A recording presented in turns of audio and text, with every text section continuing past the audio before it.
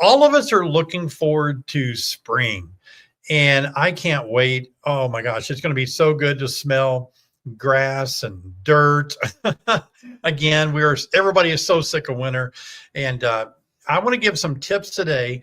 I have down that I'm going to give you 6 tips, but I lied. It's going to be a lot more than 6. Okay, it's better to give more than less. So you're going to get a lot more today on spring tips. We're just going to go through, and this is going to be really good if you're an experienced beekeeper or if you're starting out for the first time this spring. And I know a lot of you are starting this spring and you're kind of nervous.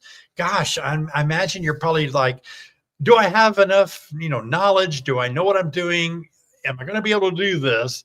Well, hang on. You can do it. Don't fret. You'll get through this. Okay. But these tips are going to help all of us. So let's jump right into it. I'll work through this list. Now's the time where you're starting to think about the bees.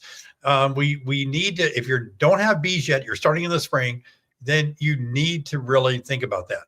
Now, if you don't have a lot of money, and goodness, everybody knows that these are tight times financially. There are people working 3 jobs.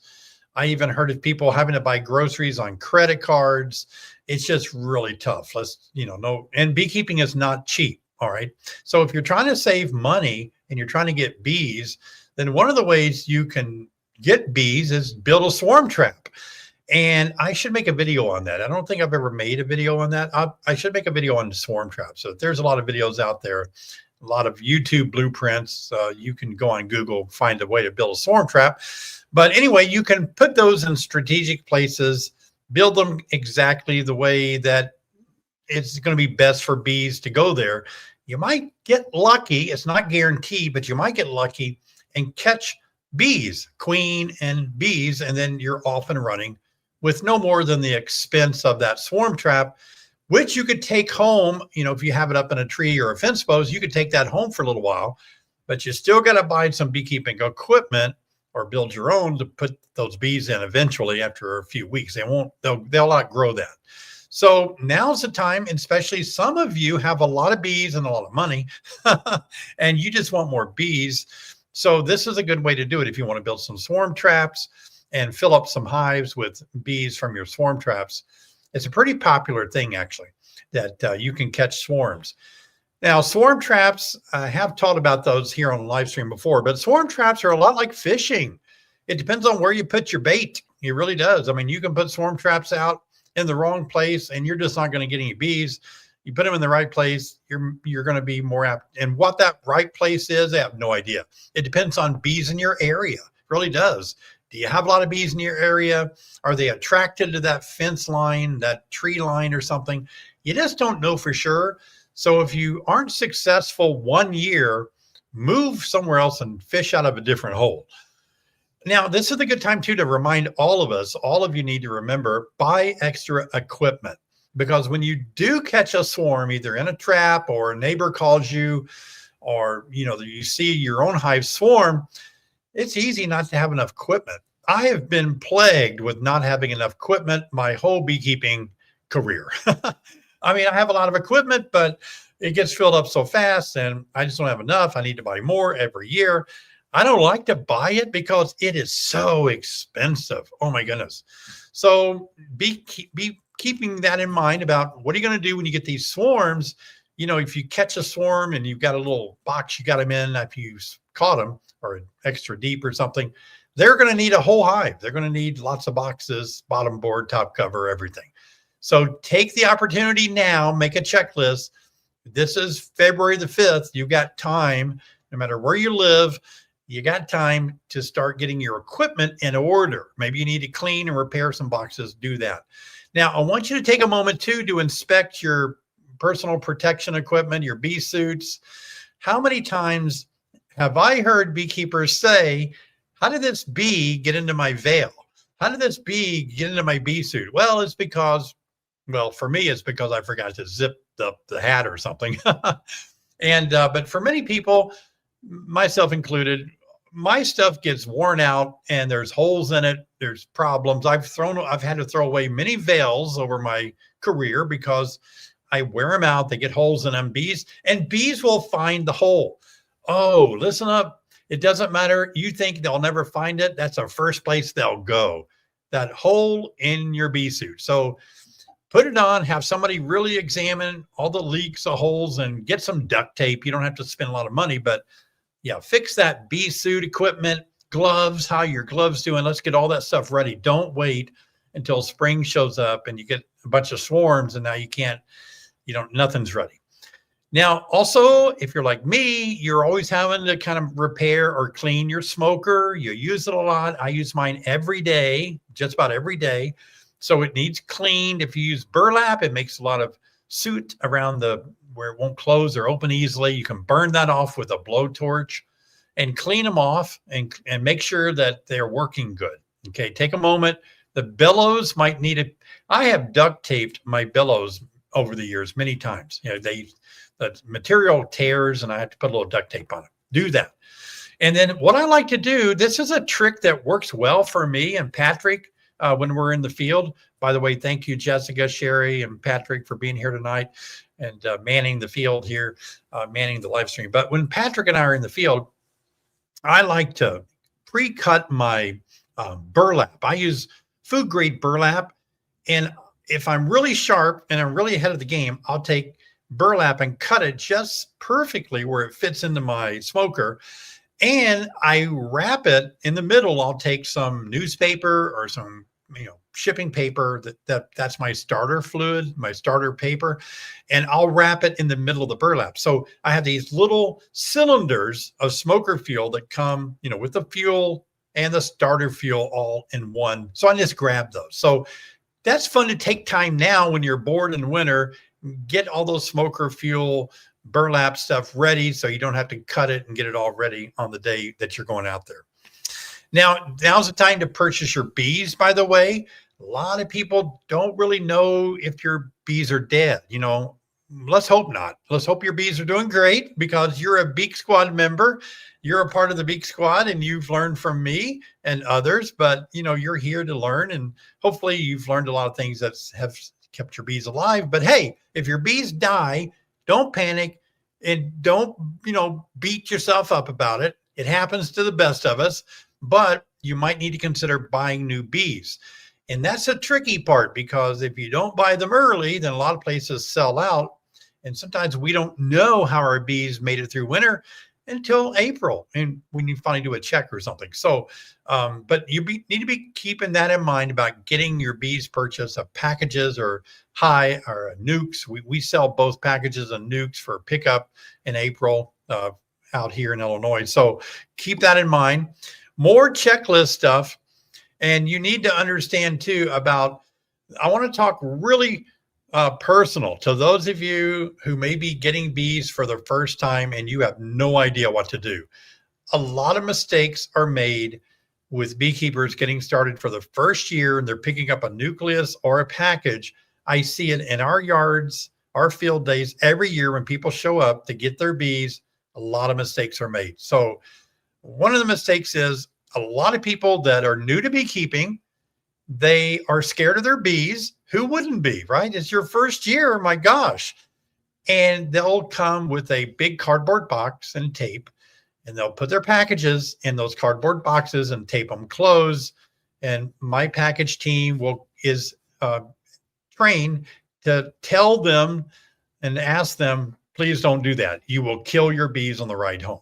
Bees need air. They'll overheat. They'll actually throw up all the nectar in their crop, and it will block their spiracles, and they'll suffocate. So you don't want the bees. They don't throw up, but they get rid of all the nectar in their crop to help cool off. But you don't want them to do that. So when you're picking up your bees, if you're new to this game, keep them well ventilated, keep them out of direct sunlight. Don't stop at the Cracker Barrel and leave them in the car on the dash for an hour cooking in there while you're eating a meal. Okay. Keep them cool, treat bees like you like to be treated, keep them cool. And now the other thing is, it often is where beekeepers are struggling how to install these packages when they get home and it's snowing. Yeah, it snows sometimes in Illinois in April, or it's raining really hard and they're like, oh, I don't know what to do. Should I wait a few days? It's, I got them on Tuesday. It's supposed to be really nice on Saturday. Can I just keep them in my package until Saturday? No, I wouldn't recommend that. These bees don't do well in a package. So as soon as you can, find a way already to be thinking, how are you going to install your package if the weather is not good? If it's raining, how are you going to install them? What I recommend, install them in a single deep under a porch, and then walk the hive out after you've installed them in the rain, yeah, but walk them back where their permanent home is. So you don't have to be in the rain to install them. Keep them dry. Somebody can hold an umbrella while you walk them back. Those are some tips that you can have. As far as the nucleus goes, when you buy a nuke from us, you're just going to take the 5 frames when you get home and move those over to, an 8 frame or 10 frame deep, and let them go to town and grow. So it's not hard to figure that out. Yeah, so those are some tricks and tips on getting those bees started. You also need to have extra equipment for swarms. I talked about that already. And you really need to be ready for swarms. Now, I want to speak to all of you that are been beekeeping for a little while now, and you overwintered these bees. Guess what? They have to swarm. It's a reproductive instinct, and they're going to swarm no matter what you do. Okay. Now, we can do some things to really help alleviate it. We can't prevent it entirely, but we can do some things. And one of the things you need to do is get in the habit right now, get in your mind, you got to look in your hives every week during swarm season. So when you're not those of you that are new, your new hive is rarely going to swarm. Okay. A new package install, rarely will they swarm. Now, a nuke might if you don't give them room because they're ramped up and ready, but a package, they're not. It's rare to have them swarm. But an established overwintered colony is going to swarm, people, and I want you to really be ready for that. Learn to really look for queen cells. The best way to ensure that you don't have queen cells, it's going to be tough, but you got to look in those hives and inspect the brood every week, even if it means brushing the bees off of the brood frame just for a moment to look really carefully. And then you're going to have to take action. Number 1, make sure the queen's still in there. And if she is, then you can remove the swarm cells. That buys you time. You can make a split. That's the way I do it. That always helps too.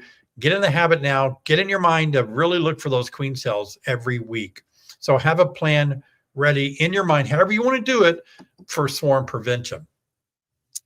We need to also make sure that your boxes are in good shape. Now, you may buy boxes. You might repair some old ones in storage. Go through them, scrape propolis like I do every year. I use a blowtorch to really melt off some of that really tough propolis that's hard to get off, and clean up your frames so they slide around better in the year to make inspection so much better for you. And here's something that I need to do better on. I need to have more honey supers, more extra supers on hand, because if you don't put enough honey supers on during a heavy flow, you're going to miss out on collecting enough honey or a lot of excess honey because they didn't have room. So think about now investing in some extra supers on hand, get those ready. And if you have drawn comb from supers from last year, clean it, get it out of the freezer or whatever, get it ready. When it's time to go, you got to put those supers on. Okay. So those of you that are new, I want you to really think about practicing with your smoker. And some of you may have kept bees for a little while and you still don't like the smoker. It doesn't work good for you. Let's master the smoker. Okay. Let's really figure out how to make that smoke work really good for you. That's your best friend out in the field. When keeping bees calm, you can inspect longer. Your bees will be happier. You'll kill less bees. Practice the smoker now. Don't wait until the first day when your bees come. Go out there, be safe with it, but practice starting it, and make sure you can make it run for a full 30 minutes. That's the mark that I want you to try to achieve. Now, you don't have to sit and puff it for 30 minutes, but keep it going for 30 minutes without it going out. Now, 30 minutes is long enough to do an inspection, my goodness, but I want it to be running long enough to do even a long inspection that may take that full half hour. So practice it, run, have extra fuel, keep feeding it, learn the art of running that smoker. It's going to really be your best friend. Now, we had Dr. David Peck on. I just saw him in the hallway. He's here at the conference too, speaking. He had a great live stream with us last week. If you didn't get a chance to see it, I'll try to leave a link somewhere for it. But gosh, he was great. He talked about the new mite treatment. It's called RTU, ready to use. It's a solid dribble, and it's available in many states, maybe not all yet, but it will be. And so you need to decide on your treatment. And as beekeepers in the industry, and I guess people that sell the products that we use to kill mites, everyone agrees that we need not just to get stuck with one type of treatment. We need to shift. You can use one in the spring or one in the summer, change to something else in the fall, but we need to give these mites we don't want them to memorize what we're using. We don't want them to get, accustomed to the same treatment over and over. And sometimes a treatment works better. So some of these treatments are going to work better according to how large your colony is, what time of the year it is. So you need to study treatments yourself. You're a beekeeper. This is what you signed up for. Take time now in February to know what your treatment plan is. And are you going to use a solid vaporization? You're going to use the new ready to use, RTU is what it stands for, RTU, and it stands for ready to use. It's available, I know, at Better Bee because David talked about it.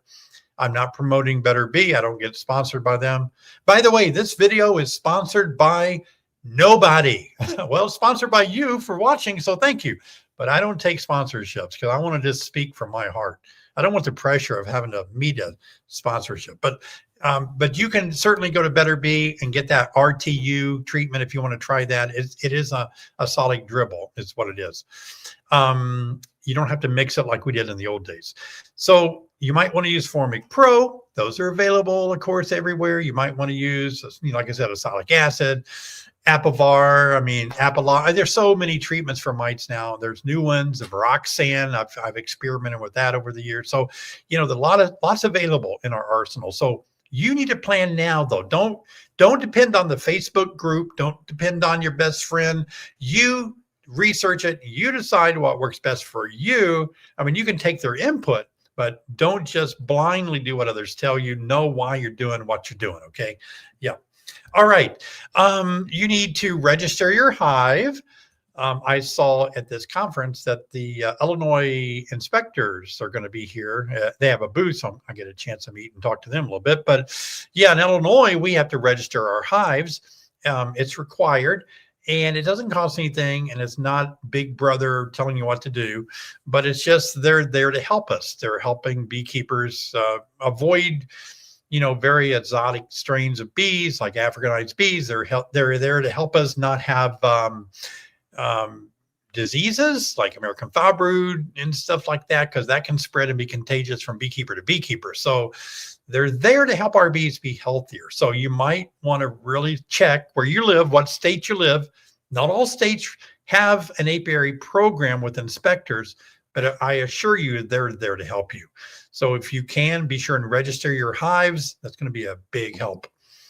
Now, this is the time, too, for those of us that are wanting to know more about bees to learn before bees show up, okay? So study fundamental bee biology. I have made several live streams here where I went through basic bee biology 101, 102, 103. You can look back in the history of my live streams and find those videos if you're wanting to know more about the basic fundamentals. I'm not going to drown you with scientific fact, but that will help you get an idea of what you're doing. Take a class. There's plenty of classes around. There's online classes all over the United States. I have online classes you can take, but please, if nothing more, take a basic beekeeping class and let an experienced beekeeper, not somebody that's just done it for a few years, but find somebody that's done it for at least a decade and let them really teach you a class. I think that's going to be very beneficial. Now, those of you that have been beekeeping a little while, I want to encourage you, please consider diving into queen rearing. I think it's so helpful as a beekeeper when you can start raising your own queens. It really isn't that difficult. So try to figure out Myself and Dr. John Zavishlak wrote a booklet on how to raise quality queens. It's available free from the Arkansas University website. You can download the PDF and you can go through it. We were very detailed in putting that together many years ago. It's still very good today. So consider raising queens because it will help you so much. You can kind of, I guess, play a little bit with the genetics. Like you can raise queens out of the good hives that you have, right? And you're going to have better bees that way.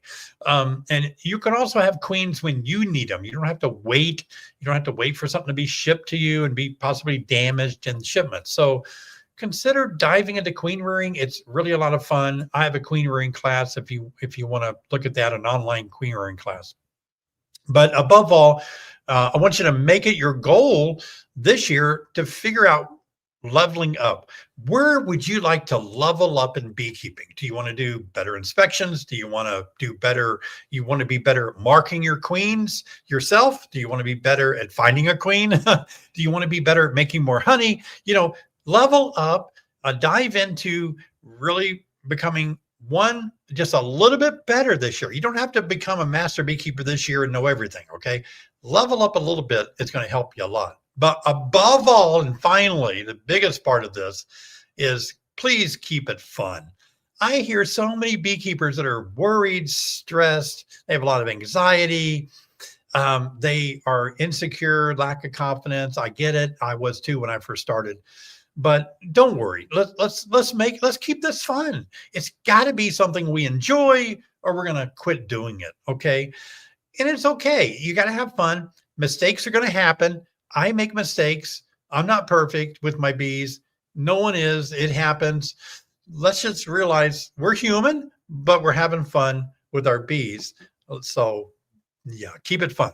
All right, every live stream, I have a word that I like to give you. And tonight I have another word. And this word is intraspecific competition. I'm going to be using this in my talk, I think on Saturday. But this is called intraspecific competition. And this is when members of the same species competes for limited resources. Well, you can see how this relates to honeybees because it means that if you have too many hives in one place and not very much nectar resources out there, then your bees from hive to hive is going to suffer. It really will. They won't make as much honey and they may not make as much brood because it takes a lot of incoming nectar to make brood. So sometimes, especially where I live here in Illinois, there are people that don't have a lot of resources around them as much as they think they do. And they might try to start off with 10 hives.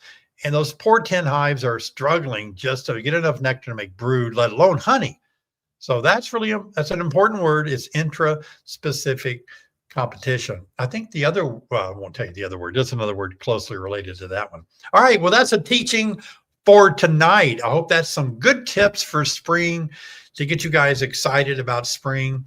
Wow, and I hope you're well planned what to do, executing good goals. And that's one thing I think that I've been teaching my B Team 6 members. Those are members that I've had a B Team 6 mentorship program for many years now, and people sign up. And I've been teaching them about the importance of having a goal in beekeeping. When somebody asks me, David, I want to do this with my bees. Do you think I should do that or this or that? I say, well, what is your goal for that hive? What do you want that hive to do for you? Do you just want a lot of bees to raise queens? Do you want to have that hive to make honey? Do you want, what is your goal for that hive? Then we can go from there. And I'm, be honest with you, many people say, I just don't want them to die. Okay, that can be a goal. That's an easier goal than trying to get, production hives really producing great or something. But I think we need more of a goal than just hoping to keep them alive. Okay, but that's not a bad goal now to think about it. So having a goal in mind really helps. All right, well, good. Let's see. I want to make a few announcements of where I'm going to be speaking at next. I'm on a really tight speaking schedule the next many weeks.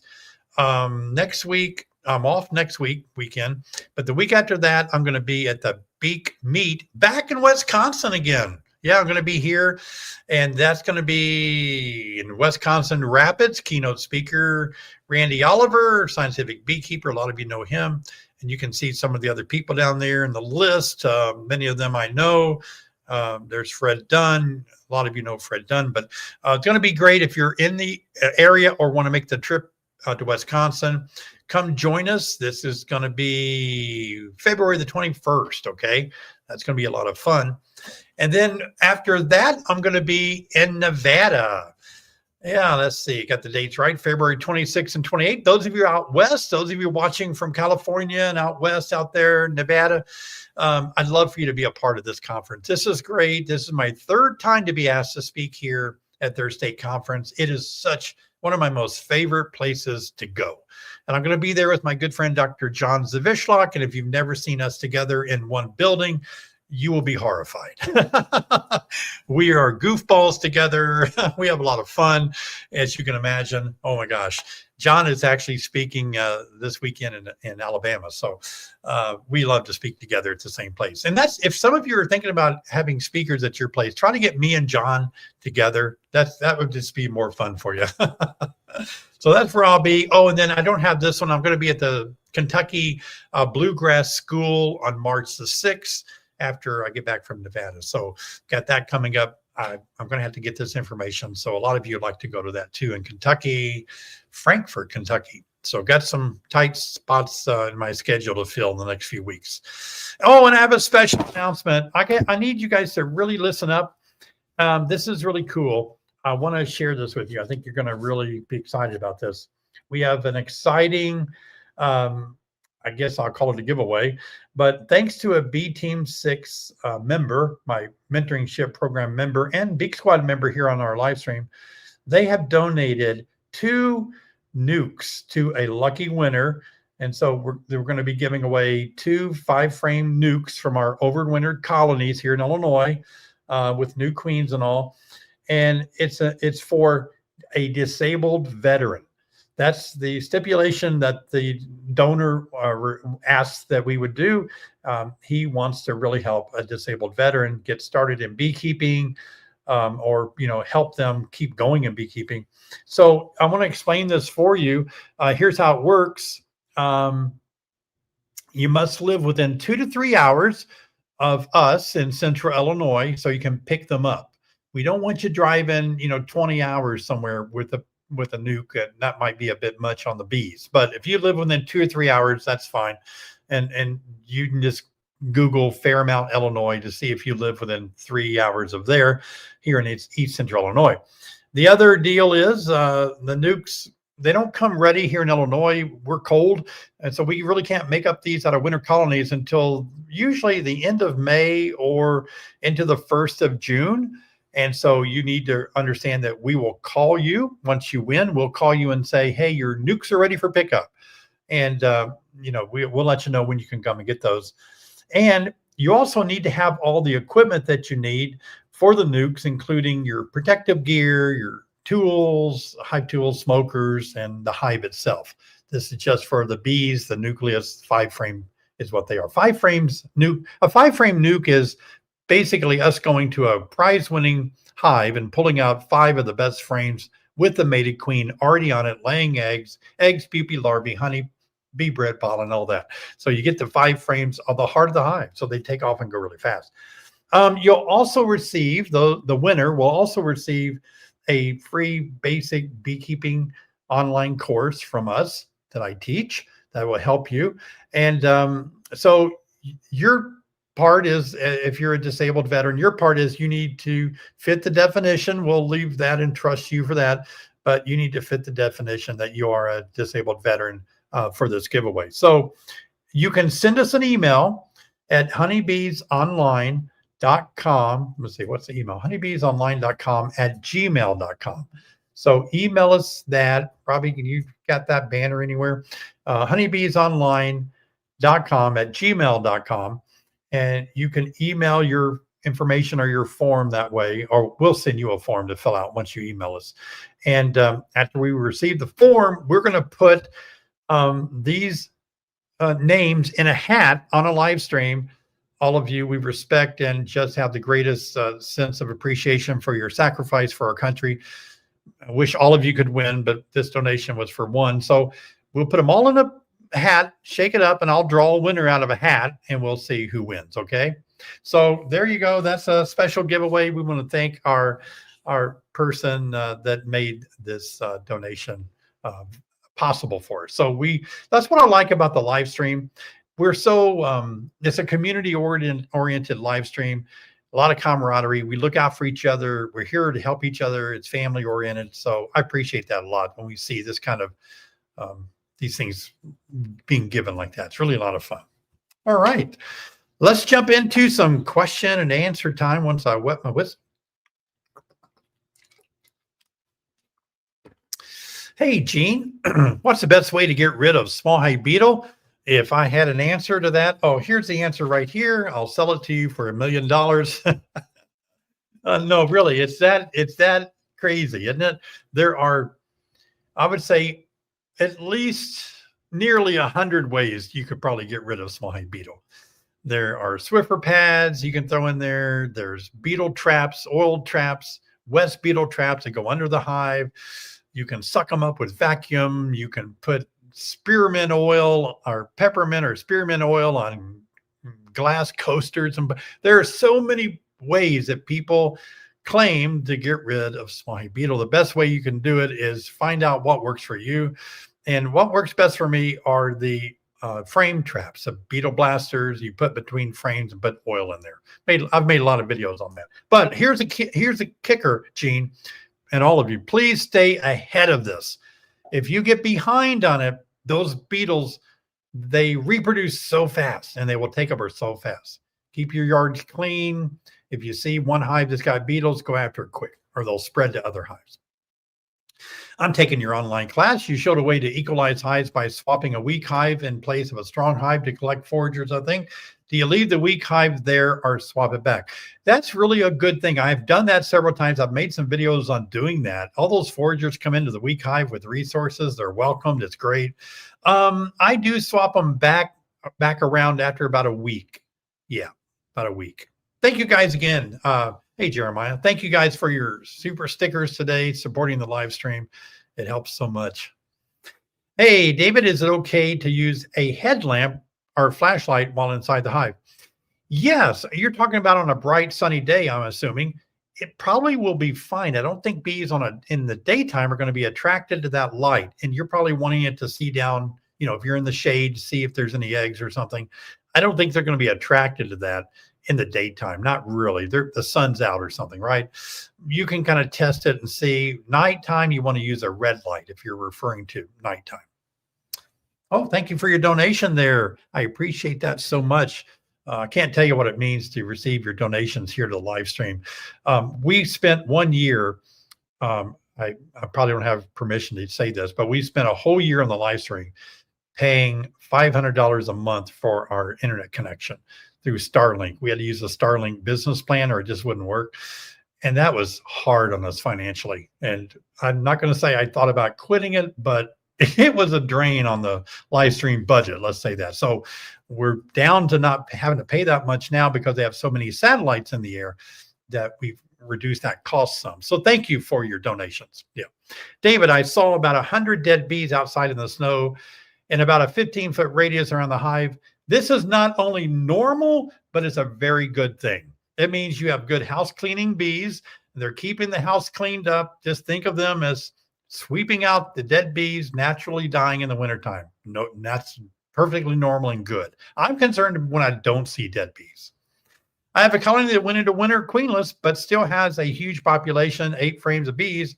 How should I handle this colony once spring comes? Introduce a new queen or combine? You have 2 options. I would say, oh gosh, if I had access to queens, I would probably try to put a queen in there. But combining it is an alternative method as well. So either way, both will work good for you. Yeah. It's hard to get queens early in the spring though. Hey, David, I saw a beekeeper post about inspecting your hives with warmer weather coming back to prevent early swarming. Should I be worried about that or can I wait till April? Thanks a million. Okay. It depends on where you live. Illinois is risky. We can't really get queens up here in Illinois because it's so cold and it doesn't really warm up enough to inspect hives, consistently until we do get into late April. So if you kill a queen accidentally during an inspection, then that's the tough part. You can't really replace her. You're losing time. But I think if you're a good beekeeper and you don't kill your queens, yeah, get in there and do something. Yeah. Oh, Arkansas. Yeah, I talked to John today in Arkansas. He said it was 62 degrees down there. So I understand. I would inspect a hive at 62. Absolutely. Yeah. But I'm not going to kill my queen on purpose. And hopefully not accidentally, but never say never. Have you ever heard of using UV reactive blue entrances on swarm traps? Also, is there any color for swarm traps that work best or any color to avoid? Oh, I see. Not really have much knowledge on the UV reactive blue on swarm traps. Color is not going to matter to the bees. They're looking for an empty nest. I don't think so. I would use wood color. I mean, for me, my best swarm trap is made out of plywood. Plywood. And then I don't paint it. I just hang it like that. Bees like natural wood smell. That works good for me. Candy board seems like very valuable tool for a beak. Why don't we use them during any month that we want to feed the colony? Why just winter? I have used them in the summer to test to see how the bees react. They devour them in a day. They will consume them so much quicker because they're more active. And, it's just something that I made to be useful in the winter. That's why my daughter Cree named it the Winter Be Kind. So we're wanting them to survive winter. I like to feed my bees liquid. When it's warm enough to eat, I try to simulate nectar. That's the reason why. You don't want to feed them a lot of nectar or liquid in the winter. This is North Texas. I love Texas. I was asked to speak in Texas again, but boy, that's our package B weekend. I couldn't get down there. Last weekend, it was in the teens. Tomorrow it's supposed to be 80. Is this a roller coaster weather, a problem for bees? Yeah, it is. It's a problem for everybody. A lot of things don't adjust when you have I remember thinking in the summertime, if I want to do something in hot weather, I sometimes don't like to be in the air conditioning and then the cold and back in the air conditioning and the cold again. It's not good for us. It's hard, So best thing to do is ride it out, though. It is a roller coaster. Hey, let's take a break and have a giveaway. I haven't given anything away yet. All right. So what I want to give away today, since we've talked about spring, I have a online spring management beekeeping course. I think it'll help all of you that haven't had this yet. It'll help you with swarm control. It'll help you get ready to put some supers on. Hashtag spring in the comments, okay? Hashtag spring. And no advantage for putting your name in there a whole bunch of time. It just makes it harder on my team to look through the chats. So don't drown them any more than necessary. But once is enough. Hashtag spring online beekeeping course. And I have another giveaway coming up as well. Let me answer some more questions while we're accumulating people that are interested in that online spring course, okay? Can you make a swarm trap out of extra brood box? Yeah, you can. I don't see a problem with that. We typically don't make it that wide, but yeah, you could. I mean, they go in there, you could experiment. There are a lot of people that have different philosophies. We usually have a deeper box below the frame, a bigger opening. And I base my view of a swarm trap on Tom Seeley's work of Democracy of Honeybee book. And I base it on his lifetime of study on what bees prefer in a box that they're looking for, what the scout bees look for. So if you look at that book, he talks about that. I got some moles on the walls of a medium box that when I took the honey out of it. What should I use to get it off safely? Yeah, bees they're not really bothered by that. We don't like black mold or mold in our houses or anything. Bees aren't really bothered by that. Sometimes it's a mildew stain. If you really feel bad about it, then take a little, let's see, wood. Let me think a minute. Okay, vinegar would work best on wood, on mold, or kind of put some vinegar on there and kill it if it's alive or working or something. That's going to be best probably to do that. But the stain will always be there. You're not going to make that change. The color. Hello, David. What do you like to start making? Oh, see, when do you like to start making splits? So, yeah, the way that I look at it, I like to make. I jokingly say I wait until I see my first swarm and then I start making splits. Well, that's a joke. You need to do it before they swarm. So I usually, all right, I'm able to go out there and start watching for swarm cells. And if I start seeing the creation of a swarm cup along the bottom of frames, many swarm cups, they're not cells yet, then I know it's time to split. Yeah. So when you start inspecting and seeing your bees developing in Illinois, for me, it's going to be probably the first week in May, but that's different where you live. Can wood filler be used to repair a broken section of the box? I don't see why not. It dries really good. It dries hard. You could, if it's on the inside, leave it outside, paint it. Yeah, it'll be fine. Bees aren't going to care. Nah, it's going to be such a small amount anyway. I've frozen some deep with honey and drawn comb and pollen frames. Can I give those frames back to the Nook or New package? Please do. Your bees will thank you. They will love it. It doesn't change the contents at all. Honey, bee bread, pollen. It's going to be fine. They're going to love it. It's going to give them a boost. All right, let's one more question, then we'll do the spin. Is it possible to get good queens even if you live where there is Africanized bees? Yeah, you have them shipped in. Don't raise them where you're at. They're going to mate with Africanized drones and all that stuff. So yeah, you need to have them shipped in to you. Be safe. All right, Robbie, let's see who is going to win a spring online beekeeping course. I'm excited. I was really tired before the live stream. You guys have really energized me. All right, let's do it. By the way, when you win, be sure and email us within 24 hours at beaksquadwinner@gmail.com so we can get that sent right out to you. It is an online course. Okay, Gary Edwards. Oh, Edwards. Gary Edwards, congratulations on winning our spring class. We got another giveaway coming up. So thank you very much for trying to win. Appreciate that. It really helped you a lot in the spring. All right. Congratulations. Give me some more questions. David, I have a small apiary, 4 hives. Is raising queens for the size apiary a good step to take? Not interested in selling queens. Yes, Jim, it is. Please do that. Get experience in raising queens. 4 hives, plenty. 1 hive is plenty to get started. You're not going to make 100 or 60 or 50, but you can make a handful to support your apiary. And it will teach you so much about bee biology. And that's what we all need to know more about. Hey, Steve, if my colony swarms, what's the time frame that the remaining bee will be back to normal population and production in northern Michigan? Okay, you're going to lose half your colony. I'm going to say depends on a lot of factors, right? Depends on the nectar flow, how much they can consume to build back up. But I'm going to say it's going to take at least a month to build back up that many again. Let me see, a month. Yeah, probably maybe that would maybe a little bit longer because the generation of a worker bee is 21 days. So you're going to have a generation emerge. You have to have the new queen start laying. It might take you a month and a half. It's going to be a little bit of time. When making a split in the spring, is it safe to let the bees make a queen and trust they're getting mated when there are no other beekeepers near? Yeah, I don't know where you live, Jeremy. Most of the U.S., there's bees all around. They're fine. I mean, it's not that big of a deal. But if you're concerned about it, you could always buy a queen or learn to raise your own. But you could buy a queen and time it so you get the new queen in the mail, and then you make your split and introduce a new queen that's mated. That's good. But they don't always accept a new queen. I'm going to be teaching on that in the morning. Yeah, it's going to be fun. Thank you for donation there.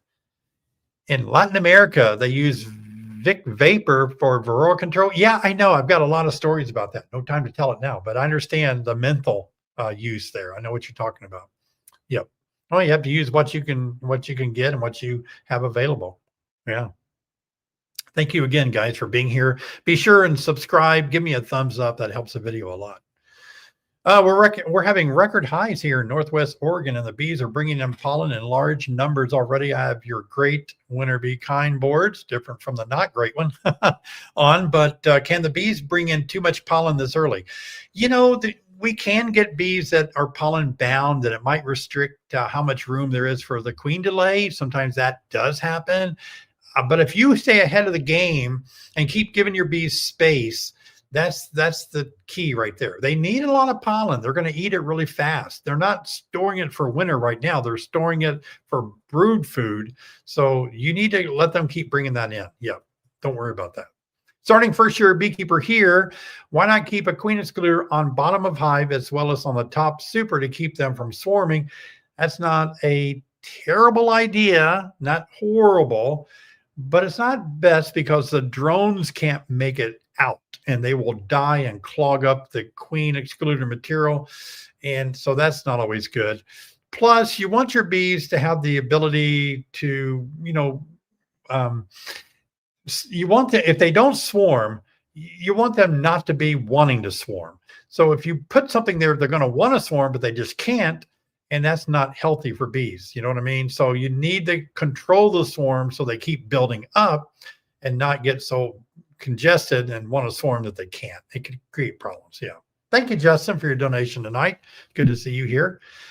Mary Ellen says, hi, David. I caught 3 different swarms last spring. Very proud of myself. I'm very proud of you too. Good job. It's such a great experience. Those of you that have never done it, it's just like otherworldly, isn't it? And you feel so proud when it happens. And it seems like the bees just cooperate. Each time they stayed one day and left. Oh, I spoke too soon. Okay. How do you keep them in the box? I've made a lot of videos about this. Take 1 frame of open brood, that means eggs and larvae, not capped, and put it in the box that you're putting your swarm into. You're giving that swarm a whole bunch of little babies to take care of. And all those female worker bees, they want to take care of young people. And so when you give them that little frame of larvae, they're like, oh my gosh, look at all these little babies. Who's going to feed them? We better stay and help. So that's one way to do it. Okay. It works every time for me. If I make a split, do I have to move them away? And I'm adding queens I've ordered. Do I have to move them away? I'm adding queens I've ordered. Thanks. I made a lot of videos last year by placing large articles in front of my split that I walked away with. And those foragers take orientation flights because that's blocking the entrance. It's still enough for them to go around the sides of it. Works perfect every time. So you can do that. All right, let's have one more giveaway. All right, let me do this one. Can you use burlap that are used to make clothes be used for smoker fuel? Oh, burlap that used to be clothes. Oh, Sherry, do they have clothes made out of burlap? That sounds very scratchy to me. But okay, if it's food grade and you have a way to kind of clean it, it didn't have any bad chemicals, it's kind of pure, whatever that means, yeah, it'd be fine. I've used old blue jeans before that they were just worn out and all the blue dye was washed out, cotton, you know. All right, let's have another giveaway today. All right, let's do another spring management course. So somebody was like, oh, I wanted that course because I need to know about swarming and adding supers. Do I top super, bottom super? So much to know. So leave a comment in. You probably already have. Okay. Yeah. So hashtag spring, I think was a hashtag if you want to get that in there real quick. And it looks like Robbie's ready to go. All right, Robbie, you want to do it? Here we go. Thanks, Robbie and Jessica. Good to see you guys tonight. Yeah, and Sherry too. Sherry's in the room with me over there. It's really nice having Sherry nearby. Okay, we have a winner, Heckelson. You won, so be sure and email us at beaksquadwinner@gmail.com. That's great. And don't forget, in case you showed up a little bit late, listen to the replay because we are going to be giving away 2 5-frame nukes because we had a live stream member make a donation to cover the cost of 2 nukes for a lucky winner coming up for a disabled veteran, either getting into beekeeping or shoring up the yards a little bit more. So you can listen to that, but that's going to be something we all get to participate in and help out with. So we really appreciate that a lot. That's good. David, I collected an open air hive last Sunday. It's going to be 70 and 80. And what would it be fine to feed liquid for a few days? Oh, yeah. So my view of feeding liquid is I base it on taking my kids on long road trips when they were little in the car. The more liquid they drank, the more times I didn't make it there on time because we were always stopping for bathroom breaks. So the same way bees are, they have to release all of that. They have malpighian tubules like our urinary tract and the liver and everything, but still the liquid needs to come out. Okay. So the more we feed them liquid, they need to fly and release it. So make sure that when you feed them liquid, they do have adequate weather to take cleansing flights. They're cleansing out their guts. Yeah. Malpighian tubules. I've never had that as a word, have I? Malpighian tubules.